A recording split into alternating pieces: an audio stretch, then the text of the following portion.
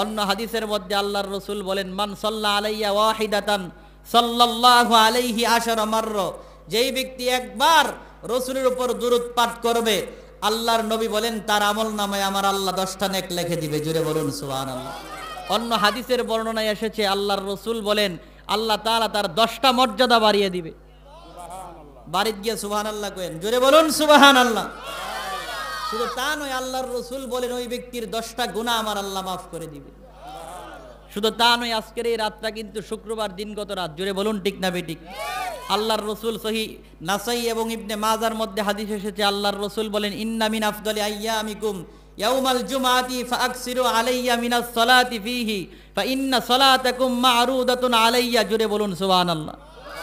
আল্লাহর রাসূল বলেন সপ্তাহের মধ্যে সর্বশ্রেষ্ঠ দিন হচ্ছে জুমার দিন। ঠিক না বেঠিক? আরো জোরে বলুন না ঠিক না বেঠিক? আল্লাহর রাসূল বলেন সপ্তাহের মধ্যে সর্বশ্রেষ্ঠ দিন হচ্ছে জুমার দিন। অতএব তোমরা জুমার দিনে, শুক্রবার দিনে আমার উপরে বেশি বেশি করে দুরূদ শরীফ পাঠ করো। জোরে বলুন সুবহানাল্লাহ। আল্লাহর রাসূল বলেন কেননা তোমাদের দুরূদ শরীফের সওয়াবগুলা আমি রাসূলের দরবারে পেশ করা হয়। জোরে বলুন সুবহানাল্লাহ। সাহাবীরা বলেন, ক্বালু ইয়া রাসূলুল্লাহি ওয়া কাইফা তু'রাদু সালাতুনা আলাইকা ওয়া ক্বাদ আরামতা ক্বালা বালিতা ক্বালা ইন্নাল্লাহা হাররামা আলাল আরদি আন তাকুলা আজসাদাল আমবিয়া। জোরে বলুন সুবহানাল্লাহ। আল্লাহর রাসূলকে সাহাবীরা বলেন, ইয়া রাসূলুল্লাহ, আপনার ইন্তিকালের পরে আপনার কবরের মধ্যে আমাদের দুরূদ শরীফের সওয়াবগুলা কিভাবে পৌঁছবে? আপনারা পচেগুলে মাটির সাথে মিশে যাবেন।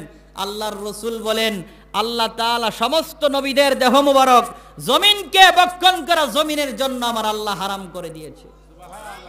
তা আপনার আমার দুরূদ শরীফ মদিনায় পৌঁছে কি পৌঁছে না? আরো জোরে বলুন না পৌঁছে কিনা?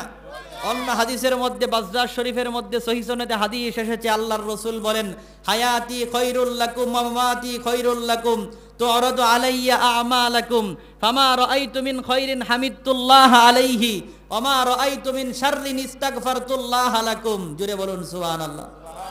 আল্লাহর রাসূল বলেন আমার ইহকাল এবং পরকাল উভয়টাই তোমাদের জন্য কল্যাণকর।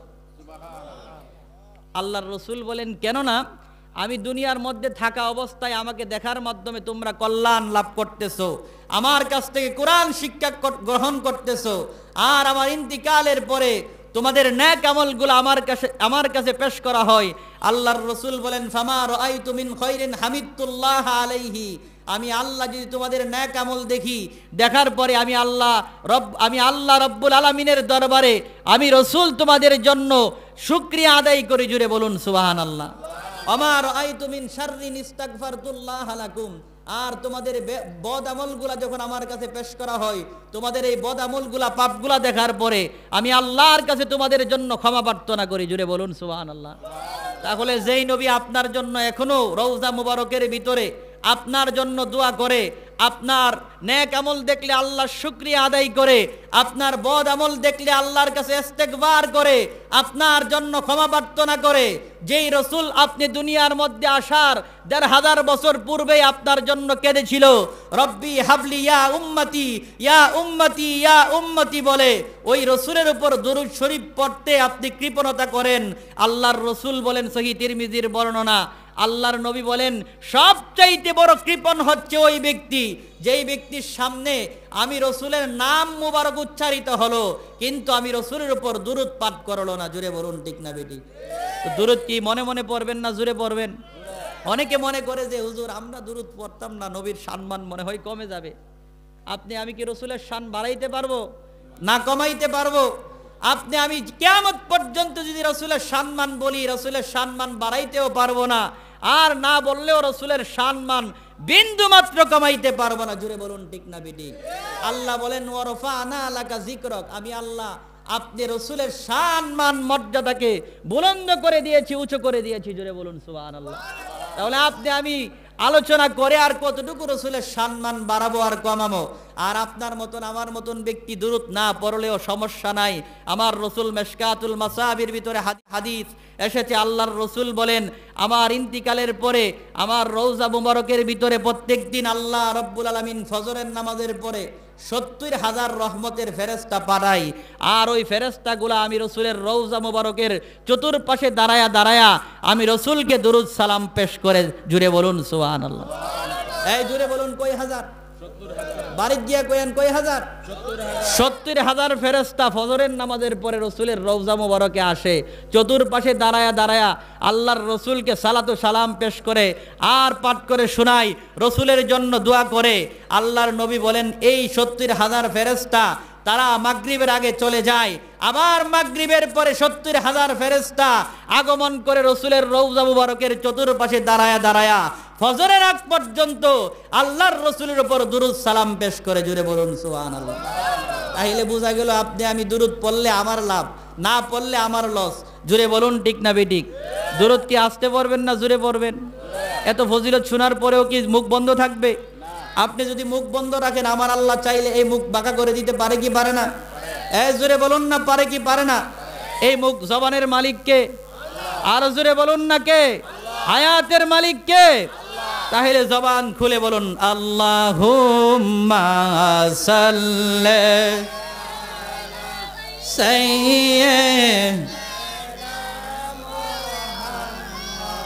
সাইয়্যিদিনা ইয়া বিয়ানা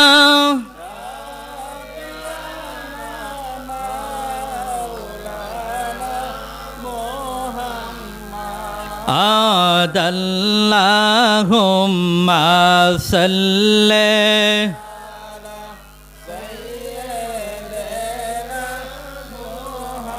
দিবানিশি মনেরে আমার আরে দিও না যন্ত্রণা, বলেন দিবানিশি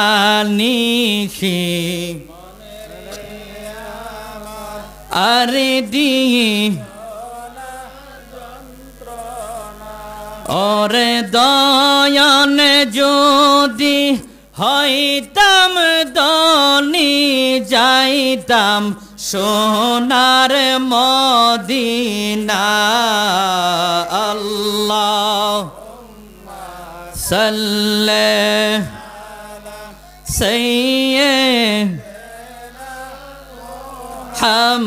হাম্মাদ আল্লাহুম্মা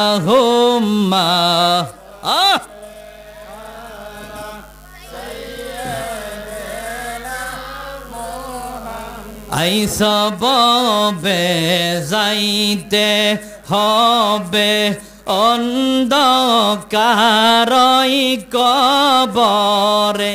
কবরের মধ্যে যেতে হবে কিনা? আর জোরে বলুন না, যেতে হবে কিনা? বলেন আইসবে যাইতে অন্ধ ওরে হিসাব নিকাশ বেরোজগার ময়দানে আল্লাহুম্মা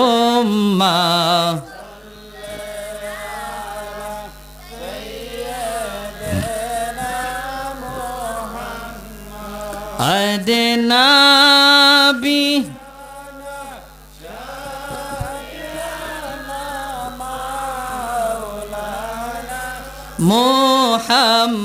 মুহাম্মাদ আল্লাহ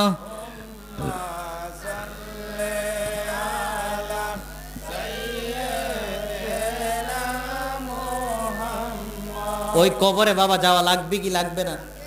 আর জোরে বলুন না, লাগবে কিনা? বাহিরে যারা আছেন বাইরে একটু মেহেরবানি করে ভিতরে চলে আসেন। আর একটু আওয়াজ আপনারা মেহেরবানি করে, বাহিরে দোকানপাটে বেশি চিল্লাপাল্লা করবেন না, মেহেরবানি করে আপনারা ভিতরে চলে আসেন। আর যারা পিছনে আছেন দয়া করে যতটুকু সম্ভব আগায়া বসেন, কারণ পিছনে জায়গা হচ্ছে না। জোরে বলুন ঠিক না বেঠিক? স্বপন বাইরে বলবো আগামীতে ইনশাআল্লাহ আর একটু বড় করে প্যান্ডেল করবেন, কারণ গত বছরই তো জায়গা হয়েছে না, এবার জায়গা হইব কোথায়? ঠিক হ্যাঁ, জোরে কোন ঠিক না বেঠিক? তাহলে কবরে যেতে হবে কিনা? বাবাজিরা আমার, এই দুনিয়ার মধ্যে যদি আপনার ঘরের মধ্যে যদি বৃষ্টির পানি হয়, দেখবেন পাশের বাড়ির মানুষগুলো এসে ওই বৃষ্টির পানি বন্ধ করার জন্য আসে। জোরে বলুন ঠিক না বেটি? আপনার ঘরের চাল দিয়ে যদি ছিদ্র হয়ে বৃষ্টির পানি পরে অন্য ঘরের মধ্যে গিয়ে আশ্রয় নিতে পারেন, আপনার ঘরটা যদি ভেঙে যায় অন্য ঘরের মধ্যে আশ্রয় নিতে পারেন। দেখবেন ঘরের মধ্যে যদি হঠাৎ করে আগুন লেগে যায়, আগুন লাগার সঙ্গে সঙ্গে এলাকার মানুষগুলা, প্রতিবেশীগুলা দেখবেন পানি নিয়ে দৌড়ায় আসে ওই ঘরের আগুন নিবানোর জন্য। ও বাবারে, ও মুরব্বী বাবারা, ও আমার যুবক ভাইয়েরা, অন্তরের কান লাগায়া দেন। আপনার দাড়িগুলা সাদা হয়ে গেছে, চুলগুলা সাদা হয়ে গেছে। অনেক মানুষ এসে এখানের মধ্যে আছে বয়স 50-60-এর উপরে হয়ে গেছে। দুনিয়ার বাড়িতে আগুন লাগলে বাবা পানি দিয়া মানুষ যায় নিবানোর জন্য। দুনিয়ার মধ্যে বাড়ির মধ্যে রাতের বেলা যদি তুফান শুরু হয়ে যায়, ঝড় তুফানে ঘর যদি ভেঙে যায়, দেখবেন আপনার ঘর থেকে ঘর ভেঙে যাওয়ার কারণে আরেক ঘরের মধ্যে গিয়ে আশ্রয় নিতে পারলেন। কিন্তু বাবারে, ওই কবরটা তো বড় ভয়ঙ্কর জায়গা। ওই কবরের মধ্যে যদি একবার আপনি চলে যান, ওই কবরের মধ্যে তো আপনার মা যাবে না, আপনার ভাই যাবে না, আপনার বন্ধু যাবে না। আপনার কবরের মধ্যে তো আপনার বন্ধু বান্ধব গুলা যাবে না। ওই মহা রব্বুল আলামিন ওই কবরের মধ্যে এমন শাস্তির ব্যবস্থা রেখেছে, ওই কবরের মধ্যে যদি নেক আমল নিয়ে না যাইতে পারেন বাবা, আপনার কবরের মধ্যে কিন্তু আপনার ভাই আগুন নিভাইতে যাবে না। আপনার কবরের মধ্যে বৃষ্টির পানিগুলা এরকম ভাবে তুফানের পানিগুলা যাইবে, ওই কবরের পানিগুলা বন্ধ করতে দুনিয়ার কোনো মানুষ যাবে না। এই দুনিয়ার মানুষগুলা কবরে গিয়া তাকাইবে না। যদি দুনিয়ার মধ্যে একদিন ক্ষুধার্ত থাকেন, দেখবেন আপনার পাশের মানুষগুলা আপনার বাড়িতে আইসা খবর নেই, কিরে কালকে কি খাবার খাস নাই। কিন্তু কবরের মধ্যে যদি ক্ষুধার্ত অবস্থায় পড়ে থাকেন, কেউ তো কোনোদিন জিজ্ঞাসা করবে না। ও আমার মুরব্বী বাবারা, যুবক ভাইরা, পর্দার আড়ালের মা বোনেরা গো, অন্তরের কান লাগায়া দেন। ওই কবরের মধ্যে, আপনার কবরে তো আমি যাব না, আমার কবরের মধ্যে আপনি যাবেন না, বাবার কবরে সন্তান যাবে না, সন্তানের কবরে বাবা যাবে না, যার যার কবরে তার তার থাকতে হবে। ওই কবরের মধ্যে যিনি আপনার আমার আপন হবেন, তিনি হলেন মায়ার নবী। জোরে বলুন ঠিক না বেটি?